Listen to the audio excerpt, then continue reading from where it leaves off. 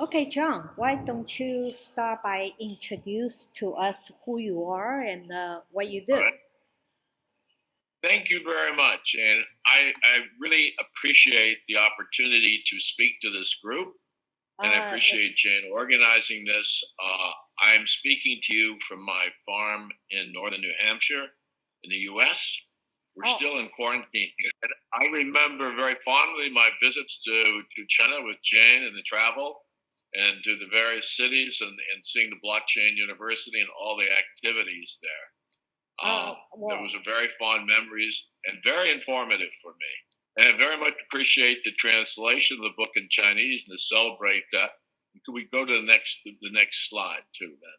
The little background on myself. Um, I am currently a research scientist at the MIT Media Lab. I have been there 12 years.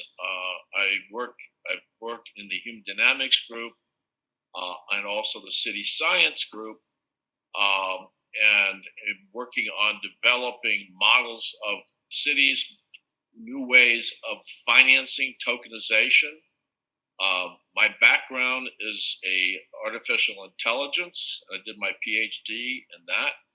I've started 6 different companies, and before MIT, I was 12 years at Harvard, the Harvard Law School, where I founded the Law Lab. Um, and much of my career has been involved around how do you build decentralized organizations, very much involved in complexity science and applying that to legal and governance frameworks and new kinds of economics. So here's the agenda. What I'd like to talk about is a little background and context for the book, From Bitcoin to Burning Man and Beyond. And that was written in 2014. And that was a group organization of a nonprofit called ID Cubed. And I'd like to go back and look at some of the ideas and insights that we had at the time and that we organized that and published the book. And then I'd like to do is say what's happening now, what we've learned from Bitcoin and Burning Man, what's happened in the last 5 or 6 years, and where we see things going, and the kind of activities and projects that we're currently involved in, and what kinds of implications it'll have in the real world. I think we're seeing that what was once ideas now are being put into practice. And then I will describe some of the things that we're doing in various projects at MIT and elsewhere, and then we'll have questions. So the inspiration for the title and part of the thinking behind the book From Bitcoin to Burning Man came from the Burning Man Festival. It's an art festival every year in the desert where 70,000 people come together and they form a community based upon art and gift exchange. So what you see on your right is a big statue, not a statue, but an artifice of Burning Man. It's a structure that they build and then they burn after the 2 weeks, and then they clean everything up. So there's nothing standing. 如果大 And the 家 whole attempt OK is so to invent new kinds of community. OK go ahead. Next slide. Oh, next one. OK. Yes. OK. So Burning Man has roughly 70,000 people that come each year, and many of them come from the tech community in Silicon Valley. And many are the heads of different. Oops, this slide before, please.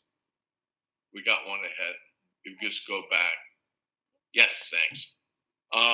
And they have 10 rules for how to create autonomy and self-organization in the community. The next slide. The next slide. Oh, OK. Yeah, yes, this one. Yes, thank you. And these are principles that are pretty interesting and that inform how we think of next generation decentralized societies. Yeah, and so the first concept is what they call radical inclusion. And that means that you can include everybody. It's not exclusive. The second one is gifting. In other words, people give things to one another. Nothing is done for money. Third is decommodification, which means it's all about art, not commodities. The fourth one is radical self-reliance. Everyone who comes there has to bring their own water, their own food, their own shelter. It's in the desert, so it gets very hot during the day and very cold at night, and you have storms. So people are expected to take care of themselves. And radical self-expression. If you look up Burning Man, you'll see people wearing very exotic clothes. They have art cars. They have various kinds of public art. It's very expressive, very inventive, and everything is done for free. So it's a communal effort. And that's number 6. Civic responsibility. That notion is that you have responsibility to the community and to one another. There's no government. This is all voluntary, should be said, and people are all doing this on their own. And leaving no trace means that you do not leave any waste. You clean up, and it looks pristine, perfect, just as the time when you first came. And everyone is expected to participate. And so there's a high degree of participation by everyone in making the community work, expressing, engaging one another. The final one is immediacy, which they say basically there's a sense of living in that moment. So one of the important things to remember about Burning Man is that it's just not in Nevada. It's a festival that's replicated around the world. They're called Burning Without Borders. So it really is part of a more global movement and representing how people want to organize themselves in a new way. And then the next slide. So one of the things that we wanted to look at, and we wrote the book From Bitcoin to Burning Man, and also the articles informed a nonprofit called ID Cubed, was to develop a platform that allowed for new kinds of self-organization. And one of the key concepts is how to deal with identity and authority and move away from more hierarchical static systems that are more traditional, in which you see here a Hindu caste system, the patriarchal lineages, and the medieval chain of being. These were all ways of organizing oneself that was very rigid. Roles were defined. Credentials were very hard to get to do things. It was a system that we've inherited. It even goes into the current industrial revolution. So what we have in the present is it's what we call traditional artifacts of identities and access. In other words, what you're able to do in society, where you're able to go, what benefits you can achieve, have much to do with your kinds of credentials, your passport, where you are in your social registration, your credit scores, your access to medical. Even in the Middle Ages in Europe, they saw indulgence, what they called indulgences to heaven. You had to buy from the church in order to get access to heaven. Okay. So we see that these traditional ways of creating credentials and allocating was very rigid, is not very fair, it's not very flexible, and it is something that was ready for change. So it went in the group, the nonprofit called ID Cube that published the book, is that what we wanted to do was create a platform called Open Mustard Seed that allowed people to create new kinds of digital institutions, get control of the identity, and have a flexible way of providing credentials. And so we could look at the next slide. I think that's on the movie, I believe.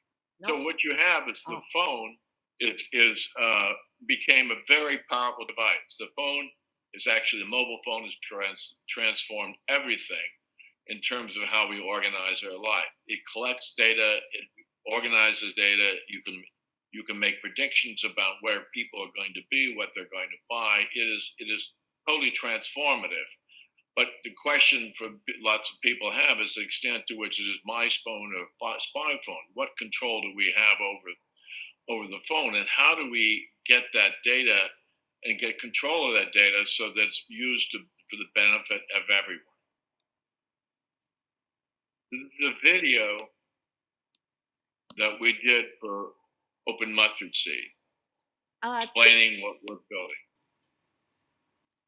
I am, but who am I online? Every action I take produces information reflecting my habits, tastes, and ideas, leaving behind a trail of data that uniquely identifies me and my relationships. But I don't always know how my data are used, where they are kept, who controls them. People feel watched, manipulated, distrustful, targeted. A lack of trust also stifles economic activity and growth. We need to have control over our digital identity and personal data. Meet Open Mustard Seed, a free and open platform that gives us genuine control over our own data in a secure, transparent, and accountable way. By simply being ourselves, we naturally generate our own secure digital credentials, eliminating the need for passwords and mind-numbing logins. We can share specific data at the appropriate time and place with only the people we want. By its design, OMS fulfills the promise of both the U.S. government Consumer Privacy Bill of Rights and EU Data Protection Directive about data. OMS will increase trusted relationships based on genuine human connections beyond physical and geographical limits, eliminating the toll takers, fees, and friction between exchanges, reinforcing microeconomies and emerging markets, enabling a sustainable growth, and allowing virtual currencies to be introduced.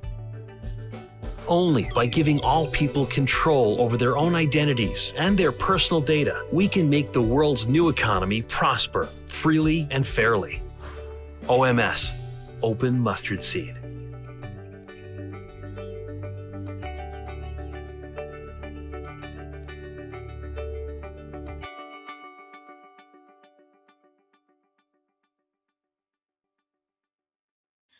So one of the things that came out of our efforts at Open Mustard Seed and IDQ was something called wind hover principles. And this was something that we had worked with a number of the new kind of cryptocurrency companies and also the Department of Treasury, and to get some general principles of how to control personal data and move towards a more decentralized and transparent infrastructure. It should be said that when we started ID Cubed and Open Mustard Seed, it was before Bitcoin and blockchain and Ethereum. So we came up with some of these ideas earlier, but then with the explosion in Bitcoin and the new currency, the cryptocurrencies and Ethereum, these ideas became all the more important. So we came up with this concept of self-sovereign identity and control over personal data, transparent enforcement, and effective light governance. The idea was not to have heavy governance and create accountability in governance, ensuring trust and privacy and open source collaboration. These principles were picked up by a number of banks and a number of companies who didn't embrace them.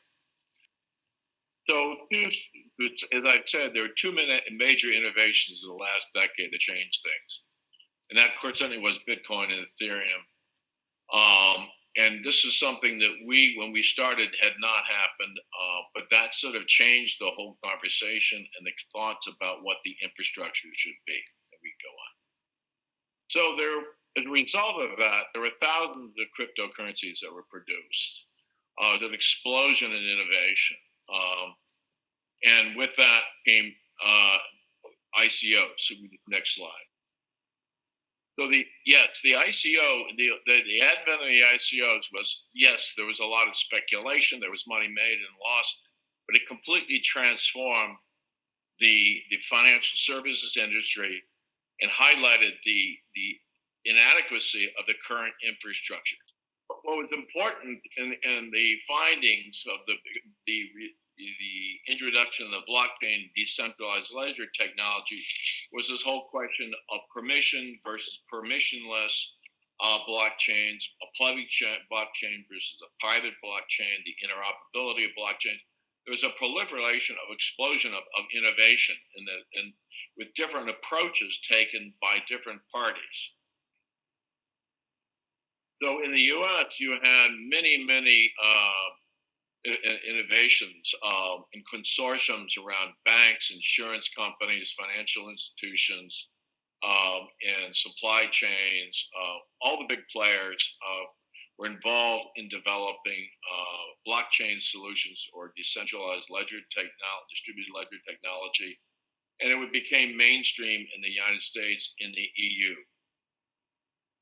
And China, as you all aware, took a very strategic and coordinated and directed approach and made a major commitment to blockchain.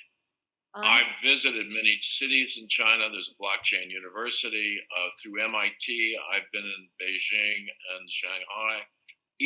All of the major cities seem to have their own blockchain associations, and then there are blockchains and the consortiums around particular companies that reflect a very visionary and active recognition of the power of blockchain. And there are many types of tokens when we think of cryptocurrencies. And when in the U.S. with FINMA regulations, with the organizations of FINMA for financial regulations, and I've worked in the U.S. and Switzerland, setting up my own foundation there. And the notion is of security tokens, utility tokens, and payment tokens. So there's a lot of challenges to traditional regulators as to how to think about tokens. There are other kinds of tokens, what they call non-fungible tokens, that offer new kinds of opportunities in creating credentials on online games. There's commodity tokens, rewards tokens. And then when you look at security tokens, there are many different kinds of security tokens. So this is a huge challenge, not only to regulators within the US and Europe, but China and around the world as well. And the extent to which the regulators understand and be able to embrace this new infrastructure is going to affect the success of different countries in being a leadership role in the future.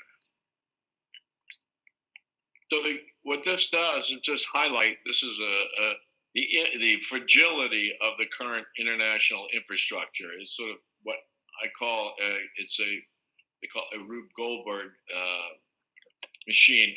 It's held together. It's by piecemeal. It's very fragile. It was not designed to be digital. This is what's going to have to change in the near future.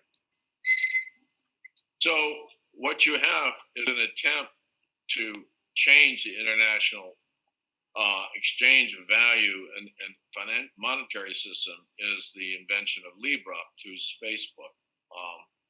And it wants to issue its own, what they call stable coin, that allows you to go in and out of fiat currency into different kinds of tokens. And this is a major effort put together by Zuckerberg. It was not well received, I don't think, in the US, and especially in Europe. And now that Facebook is under lots of scrutiny, is not terribly popular. It's not clear to me that Libra will be successful.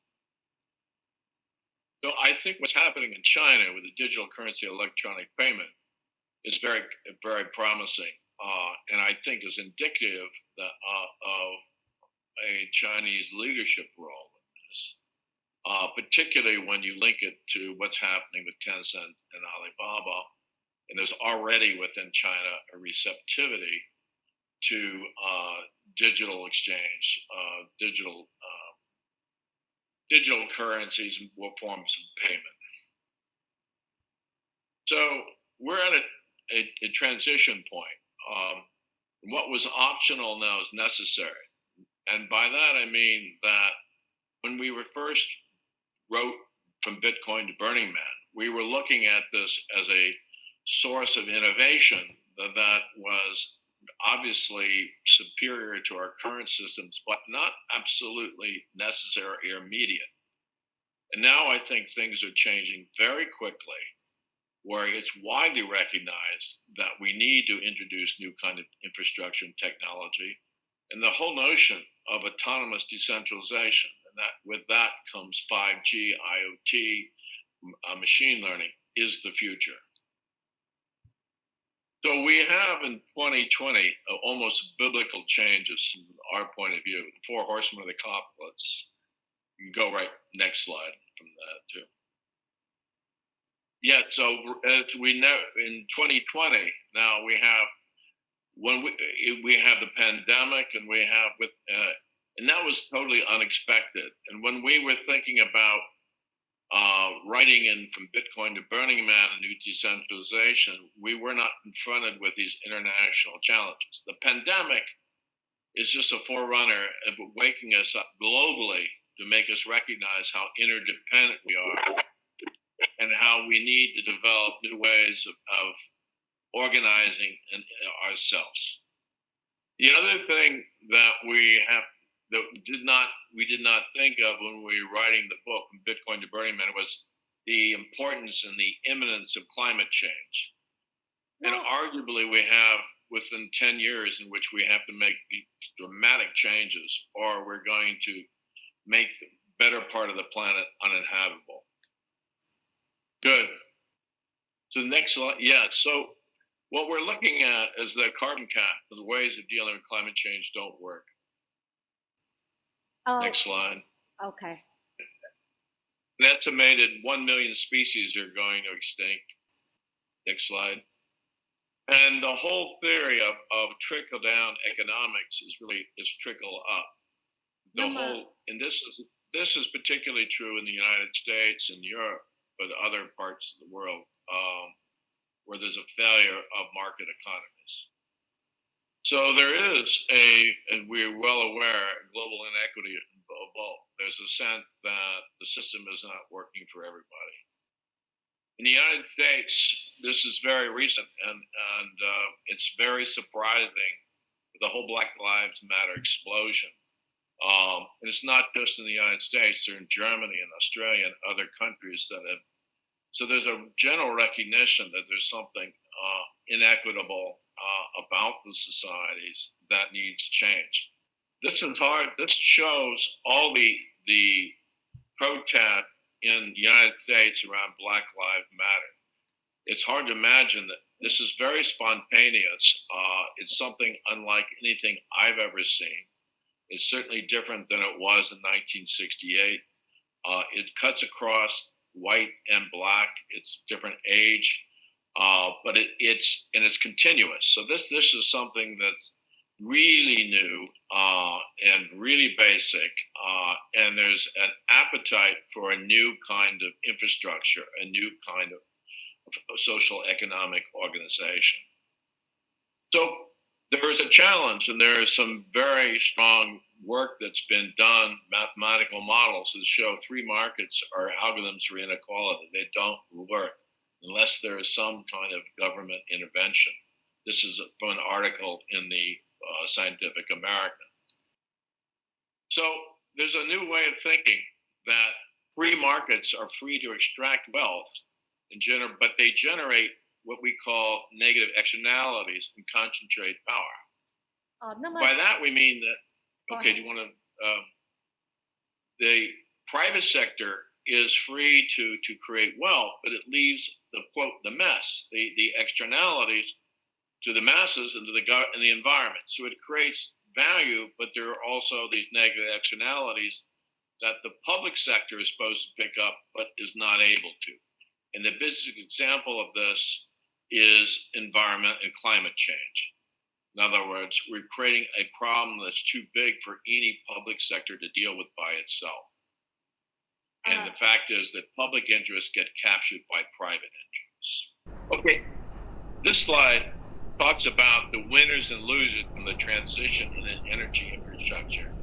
And by that, I mean the transition from going from fossil fuel into sustainable energy, principally.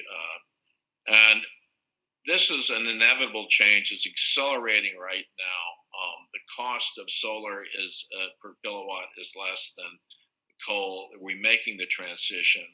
And what it shows is the effect on GDP for different governments. And you'll see that it has a highly negative effect for the US.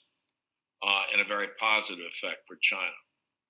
And so what we're seeing, I think, in the transition in the world infrastructure is a transition from a currency and economies that are based on a fossil fuel into those that are more sustainable, will be driven by that, and also more digital. The two go together. So that's what that slide says. Well, what's happening now, there's something called ESG metrics and funds to the rescue. And what ESG metrics and funds are ways of measuring environmental impact, the carbon impact, the pollution impact, and how to reduce those and how to direct investments to reduce these negative outcomes. So there's called environmental impact, the societal impact. It's around social equity and what they call the Gini index, which is a measure of inequality, effective governance.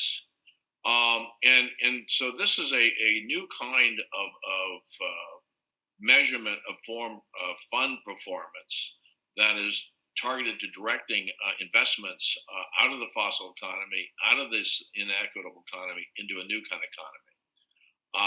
And it has been embraced by the major investment groups, including Goldman Sachs, including BlackRock, and KKR, a number of very big private investment groups. There's up to $22 trillion. Unfortunately, right now, it's still a bit of greenwashing. It needs better independent metrics. So global growth and sustainable developments, trillions of dollars. This is 2018. There's $30 trillion. Is example of showing the transition of investments. So what we show is that, and this is happening even faster into the 2020, is that there are more and more funds going into ESG funds, and that they are oversubscribed. So the UN has Sustainable Development Goals. It represents an effort to have measurable goals to direct investment. In addition, Japan has a notion of a Society 5.0. It is, in my mind, it's a better idea than sort of the World Economic Forum and sort of the industrialization. It is the fourth industrial economy. What they say here is very interesting. It contrasts sort of Society 4.0 to Society 5.0. And it represents a very strong difference in thinking, in a sense it emphasizes diversity, decentralization, resilience, which we'll talk about, sustainability. And so part of the Japanese thinking is to develop the infrastructure around this. I know that China is thinking similarly, but this reflects national policies and directed policies around creating this new kind of this decentralized order. So at MIT, what we're doing at the City Science Group is developing models of different communities in which we measure different kinds of outcomes around notions of diversity, density, proximity, and energy consumption. And the goal is to benchmark communities, cities, parts of cities, and then see what kind of interventions can drive them to the point of where they start to reduce the carbon count, the energy consumption, and the inequities. So we're getting to the point where now we're starting to measure, put sensors in cities to capture this data in such a way that can drive ESG investments into communities and into cities. We have developed these models in many cities in China, the US, and elsewhere. The concept is of nature, not above nature. In other words, can we design systems that are compatible in nature, that reinforce natural systems rather than undermine them? So one of the design perspectives that we're taking here, and this is something that's happened since the development, since the writing of Bitcoin to BurningMan, this is part of the innovation that's happened in generative design, in synthetic biology, is how do you create resilient systems by generative design. It's a new design principle. And the idea is be able to, how do you design systems that have outcomes that meet resilient metrics, ESG metrics, that actually are resistant to say, pandemics, not just this one, but others that may come down, and then reinforce biodiversity. So the whole premise is that we're developing systems based upon biological principles rather than just simple mechanical principles. So what are the characteristics of resilience? Biological systems are highly resilient. They have a lot of redundancy. They're not designed around efficiency or optimization. They're designed with redundancy. So if something fails, they can reconstruct themselves. The cell is a perfect example. It has a stem cell. It can regenerate any organ. So you have within the cell a blueprint of a whole organism. So you have reserves, you have reconfigurability, you have rapid feedback loops and learning. The immune system is a perfect example. And you have controls that are actions through signaling system, the regulatory networks, genetic regulatory networks, neural networks. They're self-deploying, self-healing, self-organizing. So it's a different principle of organization that we're used to, and particularly from our industrial economy. And you have checks and balances in the sense that systems try to maintain a regulatory harmony or homeostasis through signaling.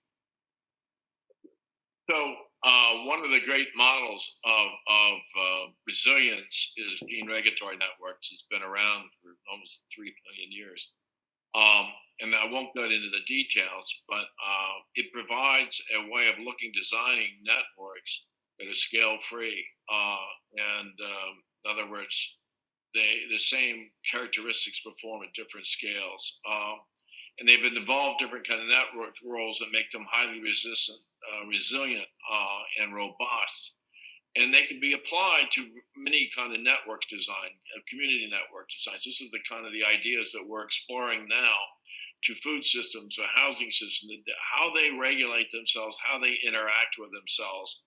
It's very rigorous. And synthetic biology has evolved to the point just where recently, when the COVID virus was discovered in China, they sequenced it very quickly. There were 30,000 nucleotides. And then they made a digital representation of that, and they teleported that digital 30,000 nucleotides, which is 30,000 bits. It was taken around the world, and then it was sequenced again. So the fact that things are living in digital is creating a whole new design perspective that allows us to start to deal with the complexity and the richness of things that we're part of. So the idea of resilience and mutualism too, and this is something that's probably more appreciated in China than the U.S., but resilience exists in a variety and diversity. The more entropy you have in the system, the more robust it is. And then the concept of governance is to have a distributed governance. It's polycentric. There's no single location, but it distributes itself based upon the particular need, the signaling system. This is the way the brain, the regulatory system that works. And even you have randomization in order to prevent lock-in. In other words, there are certain laws of cybernetics and complexity. One of them is called the law of requisite variety, where you introduce randomness into the system in order to give it robustness. And then the final point is that you have, rather than zero-sum games, you have cooperative game dynamics with trusted signals that yield better and more resilient, higher outcomes. There's a new world emerging right before our very eyes. A world where we seamlessly and naturally interact with augmented and virtual reality, opening endless possibilities to learn, collaborate, create, and explore. Where spaces and cities become smart, physical and digital goods are tracked, and people's identity, security, and finances are protected, enabling citizens, big data, artificial intelligence, and the Internet of Things to finally work together for the benefit of humanity and the planet. But have you ever stopped and wondered, how do we actually get from here to there? The last few years have shown enormous advances in augmented and virtual reality devices. Computer vision, location tracking, edge computing, blockchain, and 5G. But these applications and the devices and operating systems they utilize are not connected. They're siloed experiences. There's no common standard for how all these technologies and applications can work together. For that, you need a common protocol, a way to communicate between each of these technologies. And for that, you need Verses. Verses has developed the HSTP, or Hyperspace Transfer Protocol, allowing parties to agree on who, what, and where everything is in physical and virtual worlds. This enables anyone with the right permissions to discover what something is, who owns it, where it's located, and what can be done with it. It is a paradigm shift in the future of computing. Verses is currently developing multiple specifications and pilot projects with commercial and enterprise partners, as well as standards groups and governments. Early tests have already demonstrated incredible time and money savings, while providing previously inaccessible spatial analytics and spatial performance data. Join us and our many forward-thinking partners and industry leaders as we drive the next generation of innovation and lay down the digital infrastructure to support a better future and a new web for people, businesses, our environment, and humanity. Let's build the spatial web.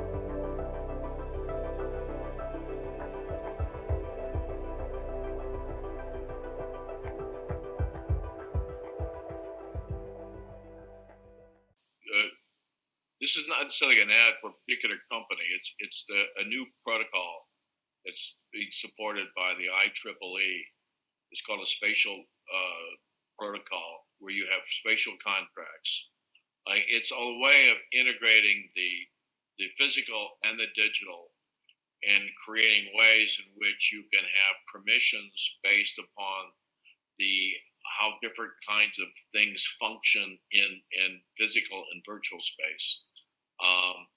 It represents to me the next generation of innovation in governance and design. So we're moving into a world where we're going to create virtual digital twins of something, a copy of something, and it's going to have such high fidelity, so accurate, so that we can go from the digital design, into the physical.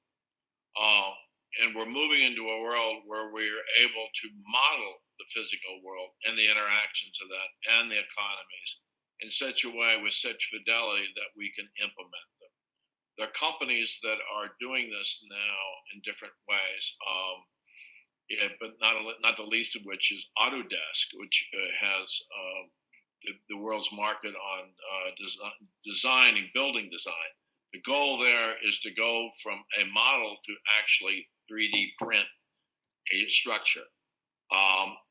And the approach is what they call generative design. In other words, they design many different combinations, and then they select constraints on them. And genetic algorithms is called fitness functions, and then they identify certain kinds of outcomes that they want to implement. We're starting to develop some of these concepts at the Media Lab in the City Science Group. So part of the idea is also to create currencies for creating resilient local economies. So how do you create the incentives for people to allocate resources that actually achieve these outcomes? So we're developing sort of models, AI models, for how to generate and regulate the issuance of tokens in order to achieve certain kinds of ESG outcomes. So this is a slide that shows a full digital, what I call digital blending and mirroring. It's a representation of a baby. It's done by a gentleman who won Academy Awards for Avatar and other renderings. I think it represents the next generation of thinking. So we'll play this. Okay, thanks.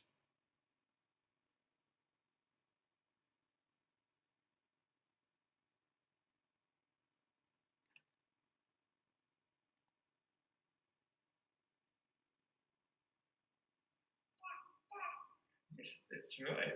Very good. Yeah.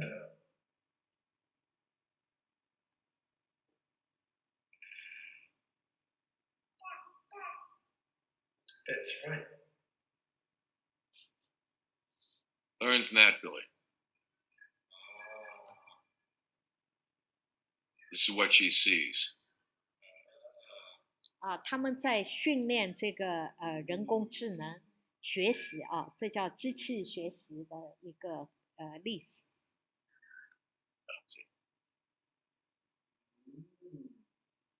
Good girl. Good girl. Learning language. Yeah, I get that. Okay, let's do that again. Okay. Mirroring. 他在模仿他。Yes.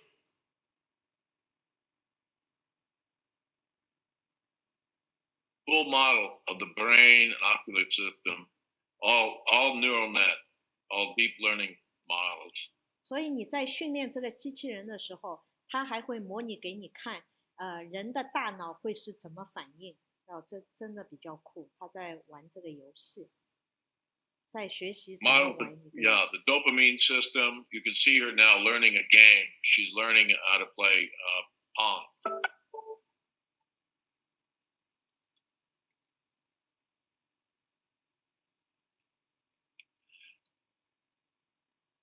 So that to me is an example where things are going. That you have this very high. It's an autonomous. It's an autonomous avatar that has its own learning, has its own digital brain. It's very sophisticated, and it's very natural looking. So what I'd like to do is end with this comment. It's written by Danny Hillis, who was at the Media Lab. He was an inventor of Connection Machine. He is very active in Disney and Google. He's invented many different things. But I will read it. Maybe you want to read it in Chinese, and then save some time. But it says, "The Enlightenment is dead. Long live the entanglement." Thank you very much. You're welcome. And appreciate the opportunity to present these ideas. And do we have any time for questions? Let's take some questions. 如果你对 MIT 教授这样的这本书《从比特币到火人节及其他》感兴趣，可以扫屏幕上蓝色二维码购买。购买我们将会赠送50个喵爪币，具体的请扫微信群二维码入群，我们会有相关工作人员进行指导如何获取。最后，如果你想关注更多我们举办的活动，欢迎加入项目社群，与更多对区块链感兴趣的小伙伴们一起讨论。